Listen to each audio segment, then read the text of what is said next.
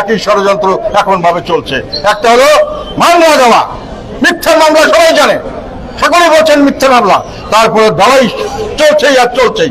এই মিথ্যা মামলা দিয়ে আমাকে শুধু নয়, আমাদের অনেক নেতাকর্মীকে জেলে রাখা হয়েছে। জানেন যে মামলা দিয়েছে সে জানেন, যে উকিল আছে তিনি জানেন, যে ম্যাজিস্ট্রেট আছেন, যে জাজ আছেন ওনারা জানেন এগুলো মিথ্যা মামলা, কিন্তু এনাদেরকে ছেড়ে দেওয়া হচ্ছে না। আমাদের গোলাম কিবরিয়া টিপু প্রায় 8-9 মাস থেকে বোধহয় জেলে, প্রায় 11 মাস থেকে 10-11 মাস থেকে জেলে আছে আমাদের মোহাম্মদপুর সেলিম, এবং এরকম ছোটখাটো অনেক জায়গায় অনেককে ধরে নেওয়া হচ্ছে। কালকে একজনকে ধরে নিয়ে যাওয়া হয়েছে, অনেক কষ্টে আমরা উদ্ধার করছি। প্রত্যেকদিন মামলা দেওয়া হচ্ছে আমাদের লোকদের বিরুদ্ধে, এবং তাদের কাছে ডিবিরা গিয়ে প্রেসার দিচ্ছে, বিভিন্নভাবে অত্যাচার করছে। কেন?